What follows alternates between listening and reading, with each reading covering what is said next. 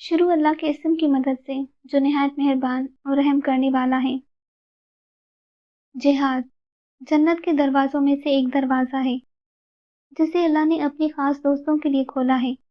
یہ پرہیزگاری کا لباس اللہ کی محکم ذرہ اور مضبوط سپر ہے جو اس سے پہلو بچاتے ہوئے اسے چھوڑ دیتا ہے۔ خدا اسے ذلت و خواری کا لباس پہنا اور مصیبت و ابتلا کی ردا اڑا دیتا ہے، اور ذلتوں اور خواریوں کے ساتھ ٹھکرا دیا جاتا ہے، اور مدہوشی و غفلت کا پردہ اس کے دل پر چھا جاتا ہے، اور جہاد کو ضائع برباد کرنے سے حق اس کے ہاتھ سے لے لیا جاتا ہے۔ ذلت اسے سہنا پڑتی ہے اور انصاف اس سے روک لیا جاتا ہے۔ میں نے اس قوم سے لڑنے کے لیے رات بھی اور دن بھی، اعلانیہ بھی اور پوشیدہ بھی تمہیں پکارا اور للکارا، اور تم سے کہا کہ قبل اس کے کہ وہ جنگ کے لیے بڑھیں تم ان پر دھاوا بول دو۔ خدا کی قسم، جن افراد قوم پر ان کے گھروں کے حدود کے اندر ہی حملہ ہو جاتا ہے وہ ذلیل و خوار ہوتے ہیں، لیکن تم نے جہاد کو دوسروں پر ڈال دیا اور ایک دوسرے کی مدد سے پہلو بچانے لگے، یہاں تک کہ تم پر غارت گریاں ہوئیں اور تمہارے شہروں پر زبردستی قبضہ کر لیا گیا۔ اسی بنی غامد کے آدمی سفیان ابن اوف کو ہی دیکھ لو کہ اس کی فوج کے سوار شہر انبار کے اندر پہنچ گئے اور حسان ابن حسان بکری کو قتل کر دیا، اور تمہارے محافظ سواروں کو سرحدوں سے ہٹا دیا۔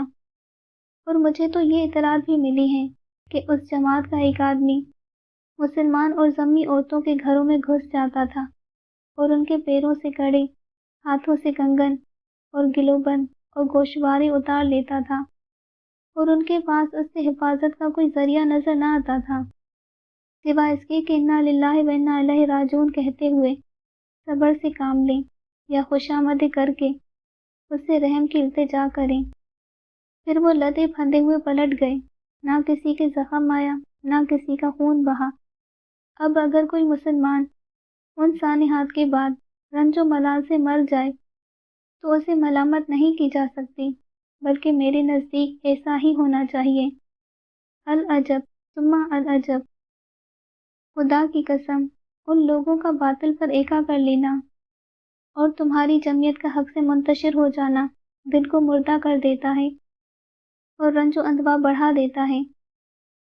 تمہارا برا ہو، تم غم و حزن میں مبتلا رہو، تم تو تیروں کا از خود نشانہ بنے ہوئے ہو، تمہیں ہلاک و تاراج کیا جا رہا ہے، مگر تمہارے قدم حملے کے لیے نہیں اٹھتے، وہ تم سے لڑ بھڑ رہے ہیں اور تم جنگ سے جی چراتے ہو۔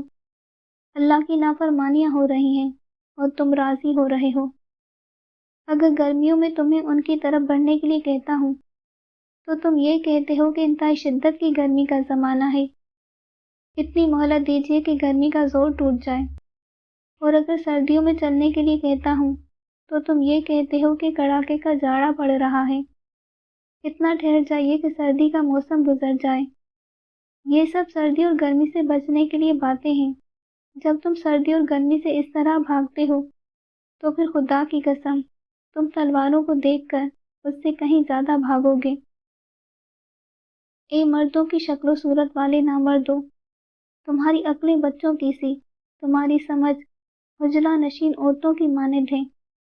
میں تو یہی چاہتا تھا کہ نہ تم کو دیکھتا نہ تم سے جان پہچان ہوتی، اسی شناسائی جو ندامت کا باعث اور رنج و اندوہ کا باعث بنی ہے۔ اللہ تمہیں مارے، تم نے میرے دل کو پیپ سے بھر دیا ہے اور میرے سینے کو غیظ و غضب سے چھلکا دیا ہے۔ تم نے مجھے غم و حزن کے جرعے پے در پے پلائے، نافرمانی کر کے میری تدبیر و رائے کو تباہ کر دیا، یہاں تک کہ قریش کہنے لگے کہ علی ہے تو مرد شجاع، لیکن جنگ کے طور طریقوں سے واقف نہیں۔ اللہ ان کا بھلا کرے، کیا ان میں سے کوئی ہے جو مجھ سے زیادہ جنگ کی مہارت رکھنے والا اور میدان وغا میں میرے پہلے سے کار نمایاں کیے ہوئے ہو؟ میں تو ابھی 20 برس کا بھی نہ تھا کہ حرب و ضرب کے لیے اٹھ کھڑا ہوا، اور اب تو 60 سے بھی اوپر ہو گیا ہوں، مگر اس کی رائے ہی کیا جس کی بات نہ مانی جائے۔